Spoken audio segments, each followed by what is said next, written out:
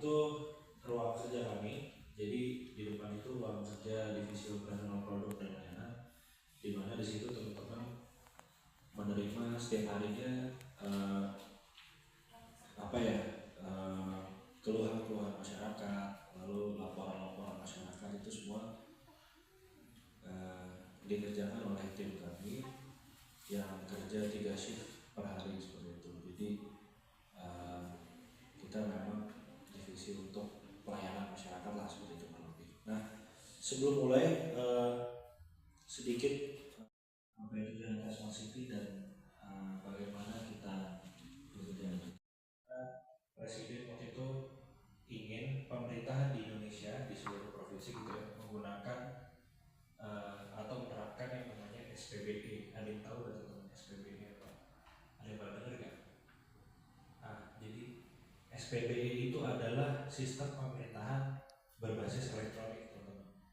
Jadi saat itu Presiden ingin pemerintahan di Indonesia di provinsi-provinsi gitu ya menerapkan yang namanya SPBE. Dipakai oleh Gubernur DKI Jakarta ketika ingin memantau situasi kondisi di Jakarta melalui hyperwall yang ada di depan. Nah, jadi ini adalah ruangan monitoring. Misalnya ada yang demo di Istana Presiden atau di gedung DPR MPR. Nah, ini nanti layar ini akan kami tampilkan semua CCTV yang ada di lokasi tersebut. Terus juga misalnya terjadi banjir dan lain sebagainya, ini kami hadirkan di layar ini. Jadi para tim organisasi perusahaan di Jakarta Smart City itu bagaimana gitu maksudnya. Oke, boleh tepuk tangan dulu teman-teman. Sudah berani bertanya. Jadi untuk di Jakarta Smart City struktur organisasinya adalah terdiri dari ASN dan tenaga ahli. Jadi ASN ini atau PNS ini adalah untuk level kepala UP atau kepala JSC itu diisi oleh ASN.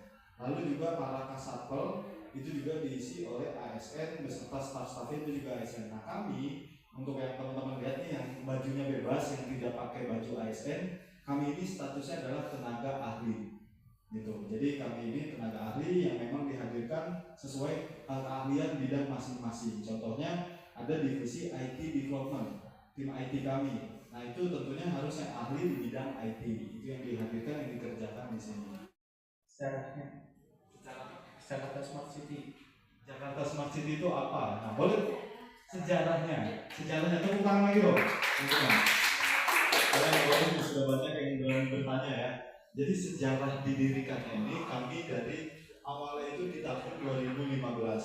Nah, di tahun 2015 ini memang belum muncul nih aplikasi Jaki, terus CCTV berbasis IoT dan AI dan lain-lain sebagainya. Itu belum ada. Jadi kami fokusnya itu untuk menerapkan ketika itu berubah sedikit demi sedikit pelayanan publik yang tadinya secara offline atau apa-apa harus pakai berkas, terus kami ubah menjadi hal-hal yang bersifat digital. Baru nanti seiring berjalannya waktu di tahun 2019 kami meluncurkan aplikasi Jaki. Nah, karena di dalam aplikasi Jaki fungsi awalnya itu kan sebagai pusat informasi, lalu juga untuk agar lebih efektif dan efisien. Kenapa? Sebagai informasi teman-teman, di Jakarta itu hampir masing-masing dinas itu punya aplikasi sendiri.